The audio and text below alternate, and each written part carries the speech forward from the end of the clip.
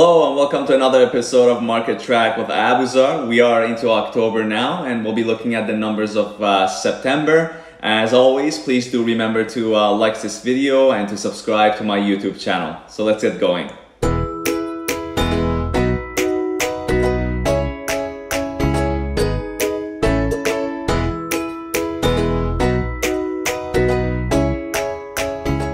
Okay, so before we get going, just wanted to provide a little bit of info on the activity within the housing market.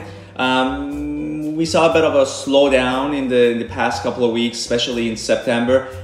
Could be a seasonal thing, or perhaps it may have been due to the elections. Lots of promises made, and we are back to the minority. I was feeling that we may be headed that way, and now again, will anything happen with the promises made from the liberals, considering the situation or not? And a lot of buyers may have, or even people in the market in general, may have been eyeing the situation and perhaps hoping something would have happened post-elections as far as the housing promises. Whether anything happened or not, time will tell. It's interesting to see, but I feel that was a bit of a distraction for some buyers and sellers, hence a bit of a lag in the market where we saw homes sitting on the market, especially homes that need a lot of updates. Now, you go inside homes that have been updated, you still have a lot of action on them. But homes that have been, they need updates or they got some sort of baggage with them as far as foundation issues and so on, they are sitting on the market. Whereas a couple of months ago, they would have moved much faster. So let's get going on this. As usual, we'll take a look at the months of September, general. Some of my charts you'll see when we get into it, it's more focused in the Ottawa core, so I'm not getting the surroundings too much. So I go as far as Canada, Orleans, Finley Creek, and so on. What this is basically it's the surroundings as well, the numbers you see. So there may be a bit of a variance there, and that is the reason for it. So looking at the number of sales for residentials, non-condominiums, for 2021 we had 1,244 units, whereas in 2020 1,748 units. So that's a drop of sales of almost 29%. And also in relation this sales volume as well, which is 873 million versus almost a billion for 2020, and that's a drop of almost 20%. Looking at the average price, we were at 621,000 in 2020, whereas we were at 702,000. So you're at about 13% increase year over year, September to September. Average days on the month, nothing has changed much.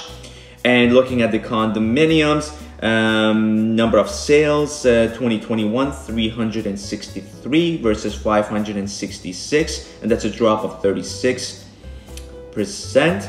And looking at the number of sales volume, 154 million for 2021 versus 211 million for 2020, drop of 27%. And looking at the average price, again, it's gone up pretty much pound for pound, same as the residential freeholds for the condominiums. And this is key with my additional dollar value average chart that I've added, which would gives us a better idea.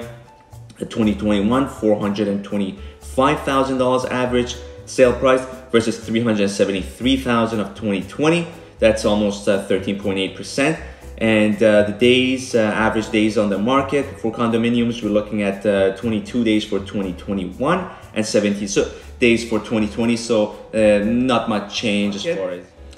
And looking at September 2021, we had more listings than sales, and I feel like again September was that election month, and the sort of a slowdown in the past 2 weeks in October. We're seeing again that the number of listings have reduced, but in September 2021 898 active units and 873 sold units.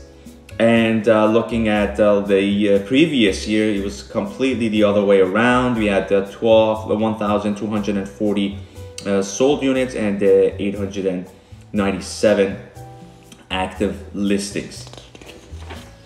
Now, looking at the residential sold price to original price, or list price to original price, looking at September, it's almost asking. And again, average sale price, I keep repeating myself, but the average sale, the list price has gone up as well. And this is an indicator and the result of it. So we're pretty much looking at asking, whereas last year, 106%, September of 2020. And the peak seems to have been right around March, that we see about 116% to asking. But let's look at things more specifically now. So the average sale per month. So now we see more precisely September 2021. So our average sale price is 773,000, and now it's actually going back up. Our peak was around March, which was about 821,000, our average sales per month. And last year we were at 683,000. So we see that, again, it's not as drastic as the previous chart, just because a list price of a home could be anything. So now we see that compared to the previous month of August, for instance, we're on the rise, the average sale price. Okay. Now, looking at the number of days on the market for residential freeholds, pretty much not much has changed. September 2021, 18 days, whereas it was lesser previous year, but not by so much. So I don't see a cause for concern here. And now we're moving into the condominium. It is a whole different market now. Things will change because the condominium market is relative to the residential freeholds. When we have shortages in the residential freeholds, the pressure is there, and then it offsets, and then it basically spreads towards. So people who perhaps may not be able to afford in the freehold residentials because of the higher prices, they tend to move towards at times towards the condominiums, and that basically that has an impact on the inventory and the number of sales. But for the time being, for September, we're looking at 564 active listings and 349 sold, whereas it was really neck to neck the previous year, September 2020. We were at 562 and for active listings, and 532 sold units. Now, looking at the list versus sold versus list price, and we're at 99% versus this September versus last September, which was about 101%. And again, this peak that we saw in March, it's about 110%. But let's again look closely on the average sold units, and we are seeing that it's actually picking up again. So it's not at the gap isn't as much as it seems. So really the peak was March, 441,000, the average, and now we're at 433, and comparing this to the previous year, September 2020, 382,000. So again, we are, it seems to be steady and increasing the average sale price for condominium market as well. And looking at the days on the market, pretty much it seems to have been unchanged month over month, and comparing to year over year, you're looking at 22 days for condominiums. Now, the rental market. Again, I feel like I'm talking to regarding my rental properties that I've listed. I see individuals putting in applications, and it seems like some are selling their properties now, and they feel like the market, something will crash or drop, and now they're hoping to you know, just stay out of the market, to rent for some time, and to see what's to come, and hence I feel like these numbers that you'll see will change quite a bit in the months to come. So the inventory will drop as well, and there will be the change here. So looking at the rental market here, so we have again, this is really increased numbers. 728 active listings for September 2021 versus 394 rented units, whereas last year September we were looking at 398 active listings and 294 rented units. And it remains to be seen, but I feel like again, this may be more of a seasonal thing, and depending on what's to come from the residential and the condominium side of things, there may be a shift in this category as well. Number of days that a unit gets rented, again, doesn't seem to have changed. It's steady at 21 days compared to the year before, September, 24 days. So there you have it.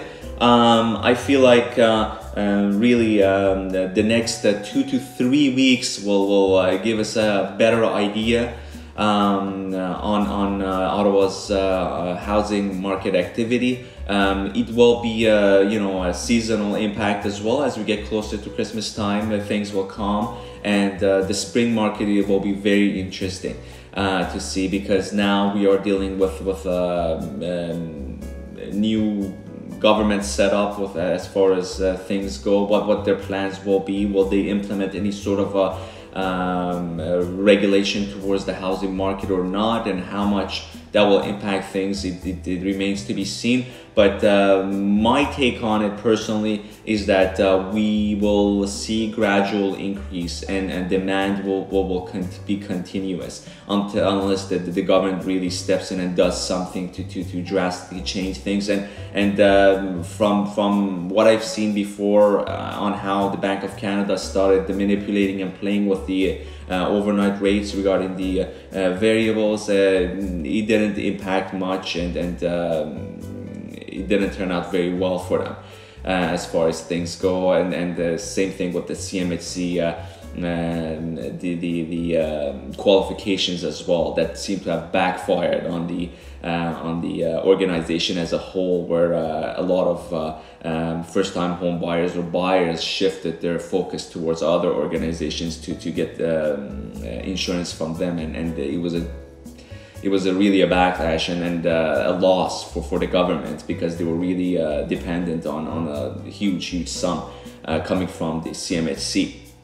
So again, just the intervention of government needs to be slow, as opposed to just jumping right in there. And for buyers who are looking to get into the market, just, you know, being on the sidelines, it may not be as helpful as you may think, because my take is that things will continue this way for at least another year and a half or so. As always, please, any questions regarding things that I've just discussed, if you don't know anything about that, or you have additional questions about anything I've discussed as a whole, or in general, to discuss the market, I'll be more than glad to talk to you guys by phone, text, email, and any other source. And as always, please do remember to like this video and to subscribe to my YouTube channel. Until next time, take care.